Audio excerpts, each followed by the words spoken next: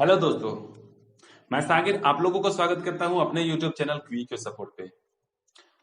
तो दोस्तों, जैसा कि आप लोगों ने आज का थंबनेल में देखा है कि आज का वीडियो जो कोरोना के वैक्सीन पे होने वाली है।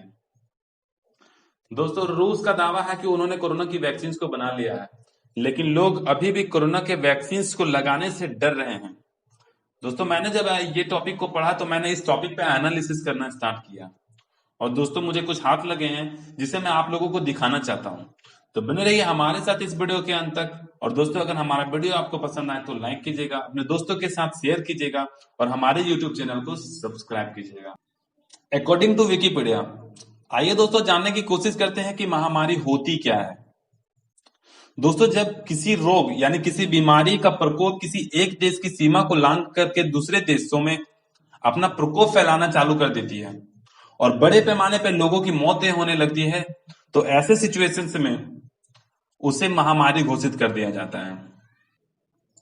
दोस्तों, दुनिया में अब तक अनगिनत महामारियां आई है, लेकिन अगर हम इन महामारियों के बीच में बड़े और छोटे की तुलना करें तो सबसे पहले हम ये देखेंगे कि किस महामारी से सबसे ज्यादा लोग ग्रसित हुए हैं और किस महामारी से सबसे ज्यादा लोगों की मौतें हुई है। लेकिन दोस्तों, अगर हम इतिहास उठा करके देखें तो इस लिस्ट में सबसे ऊपर चेचक, ब्लैक डेथ, HIV, इन्फ्लुएंजा जैसे कुछ महामारियां शामिल हैं, जिससे बड़े पैमाने पर लोगों की मौतें हुई है। और दोस्तों, अभी हाल ही में कोरोना वायरस को भी एक महामारी घोषित कर दिया गया है। WHO यानी वर्ल्ड हेल्थ ऑर्गेनाइजेशन ने 12 मार्च 2020 को कोरोना वायरस को महामारी घोषित किया है। दोस्तों, 14वीं सदी में फैलने वाली ब्लैक डेथ महामारी अब तक की सबसे बड़ी और सबसे खतरनाक महामारी है। दोस्तों, आप बता दें कि ब्लैक डेथ से उस वक्त मरने वाले लोगों की संख्या 7.5 करोड़ से लेकर के 20 करोड़ तक की थी। दोस्तों, यूरोप का एक चैप्टर है जिसमें यह बताया गया है कि ब्लैक डेथ की शुरुआत 1346 से लेकर के 1353 में। दोस्तों, यह महामारी यूरोप के व्यापारियों के जहाज के सहारे कुछ काले चूहे ग्रसित होकर के एशिया आ गए और कुछ ही सालों में यह पूरी एशिया में फैल गई। दोस्तों, आपको मैं बता दूं कि इस रोग की उत्पत्ति एक प्रकार के वायरस अर्सिनिया पेस्टिक्स के द्वारा हुई थी। आइए दोस्तों, बात करते हैं अब दूसरे महामारी चेचक के बारे में। दोस्तों, चेचक वेरिएलो वायरस से फैलने वाली एक अति संक्रामक बीमारी था। यानी 18वीं सदी के अंतिम वर्षों के दौरान प्रत्येक वर्ष यूरोप के 4 लाख से ज्यादा लोग सिर्फ चेचक की वजह से मरे। 20वीं सदी के दौरान 300 से 500 मिलियन लोगों की डेथ का जिम्मेदार चेचक को ठहराया गया है। दोस्तों, अभी तक पूरी दुनिया लगभग कोरोना वायरस की चपेट में आ चुकी है। दोस्तों, अब तक कोरोना वायरस से संक्रमित लोगों की संख्या 2 करोड़ 28 लाख से पार हो चुकी है और मरने वाले लोगों की संख्या 8 लाख से पार हो चुकी है। दोस्तों, ऐसी परिस्थिति में सभी लोगों का जो ध्यान है वो कोरोना वायरस की वैक्सीन पे है। सभी लोगों को कोरोना वायरस की वैक्सीन का इंतजार है। दोस्तों, किसी भी वायरस की वैक्सीन को बनाने के लिए एक लंबा समय लगता है और किसी भी वायरस की वैक्सीन को तैयार करने के लिए टोटल 4 ट्रायल होते हैं। दोस्तों, फर्स्ट ट्रायल जो है वो एनिमल पे किया जाता है। इसमें उसकी सेफ्टी देखी जाती है और उस पे इस वैक्सीन की साइड इफेक्ट और उसकी क्षमता को देखी जाती है।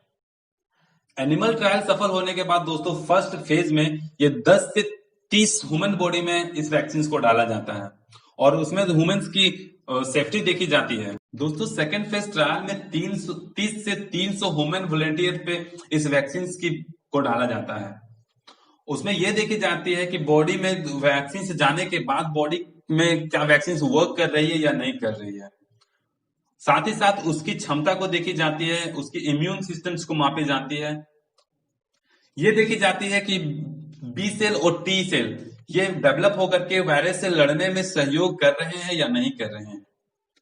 इसे मापने के लिए करीब 6 हफ्ते से 8 हफ्ते लग जाते हैं। दोस्तों, बात करते हैं तीसरे फेज की।